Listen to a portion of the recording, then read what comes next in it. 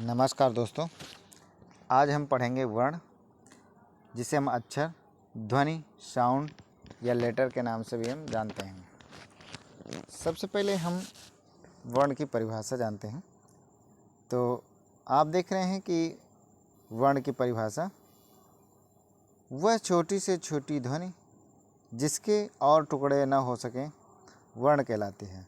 वर्ण दो प्रकार के होते हैं, पहला स्वर और दूसरा व्यंजन। तो देख रहे हैं आप, वर्ण वह छोटी छोटी ध्वनि है जिसके हम टुकड़े नहीं कर सकते, उसे वर्ण कहते हैं।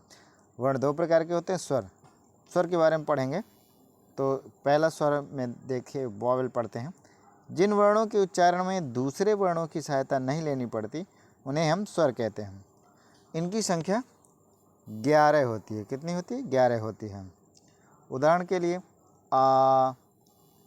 आ, ई, ऊ, री, ए, ऐ, ओ और आओ, ये सभी 11 वर्ण हो गए।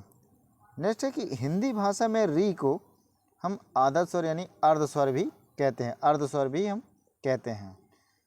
नेक्स्ट है स्वर के प्रकार यानी काइंड्स ऑफ वॉवेल। स्वर कितने प्रकार के होते हैं या कितने भेद होते हैं?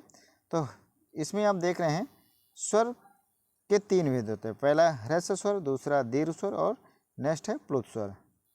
तो पहला इसकी ह्रस्व स्वर की परिभाषा देखते हैं। ह्रस्व मतलब होता है छोटा, छोटा स्वर। ऐसे स्वर जिनके उच्चारण में एक मात्रा, कितने मात्रा का? एक मात्रा का समय लगता है, उन्हें हम ह्रस्व स्वर कहते हैं।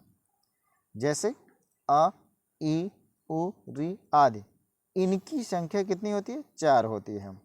ह्रस्व स्वर की संख्या 4 होती है। इनमें इनके उच्चारण में एक मात्रा का समय लगता है। नेक्स्ट है दीर्घ स्वर। दीर्घ मतलब होता है बड़ा। दीर्घ स्वर क्या होता है? बड़ा होता है। ऐसे स्वर जिनके उच्चारण में 2 मात्रा का समय लगता है। कितने का? 2 मात्रा का समय लगे, उन्हें दीर्घ स्वर कहते हैं। इनकी संख्या कितनी होती है? 7 होती है। आ, ई, उ, ए, ऐ, ओ और औ। इन वर्णों को हम दीर्घ स्वर कहते हैं।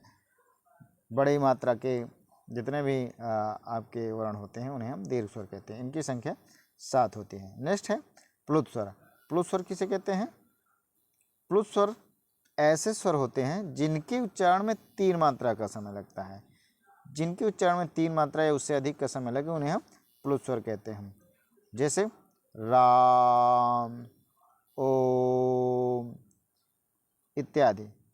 इनके उच्चारण में ह्रस्व और दीर्घ स्वर से अधिक मात्रा का समय लगता है, यानी 2 या से अधिक जब समय मात्रा का लगे तो उसे हम प्लुत स्वर कहते हैं। अब नेक्स्ट वर्ण में से आते हैं वर्णों के भेद में व्यंजन। व्यंजन को हम इंग्लिश में कॉन्सोनेंट भी कहते हैं। कॉन्सोनेंट के बारे में पढ़ेंगे। व्यंजन किसे कहते हैं? जिन वर्णों के उच्चारण में स्वर वर्णों की सहायता लेनी पड़े। किनकी? स्वर वर्णों की सहायता लेनी पड़ती है, उन्हें व्यंजन कहते हैं। व्यंजन, बगैर स्वर के हम व्यंजन की कल्पना भी नहीं कर सकते।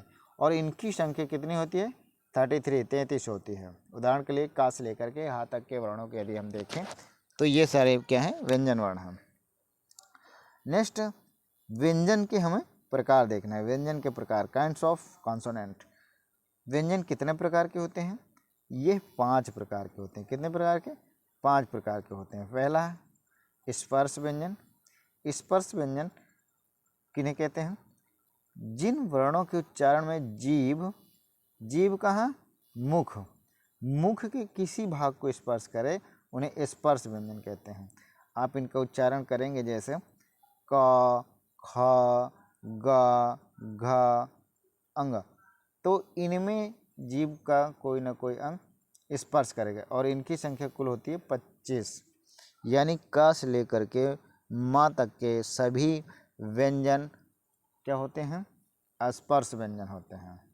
स्पर्श व्यंजन के बाद नेक्स्ट है हमारा अंतस्थ व्यंजन। अंतस्थ व्यंजन कौन कौन से हैं? जिन व्यंजन वर्णों के उच्चारण में जीभ मुख के किसी भाग को ना स्पर्श करे उन्हें अंतस्थ व्यंजन करते हैं। इनकी संख्या कितनी होती है? 4 होती है। कौन कौन से? या, रा, ला, वा। या, रा, ला, वा को हम अंतस्थ व्यंजन भी कहते हैं। ऊष्म व्यंजन, नेक्स्ट है ऊष्म व्यंजन। ऊष्म व्यंजन किन्हें कहते हैं? जिन वर्णों के उच्चारण मुख से विशेष प्रकार की गर्म ऊष्मा निकलती है, वायु निकलती है, उन्हें हम ऊष्म व्यंजन कहते हैं। इनकी संख्या भी 4 होती है और ये वर्ण है आपके श, श और हा। इन सभी वर्णों को हम ऊष्म व्यंजन के नाम से भी जानते हैं।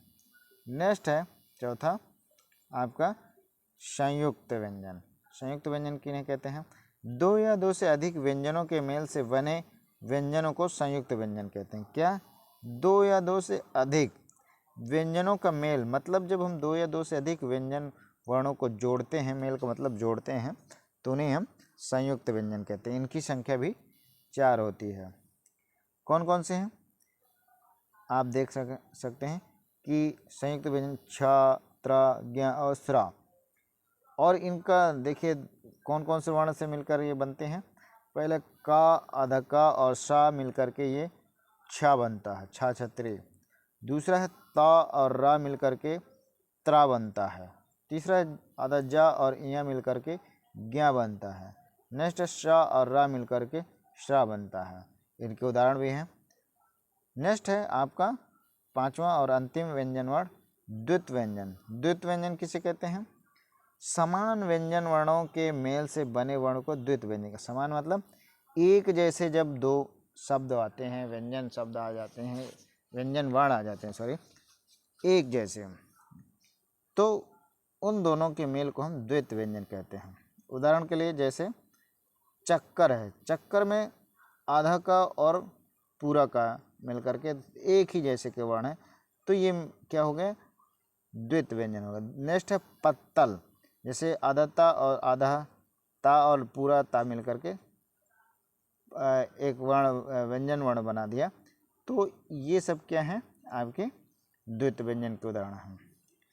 तो अभी आपने पढ़ा वर्णों के बारे में, जिनके प्रकार पढ़ें, और नेक्स्ट वीडियो में हम आपको हिंदी में मिलेंगे शब्द और उसकी परिभाषा, उसके भेद। तब तक के लिए नमस्कार।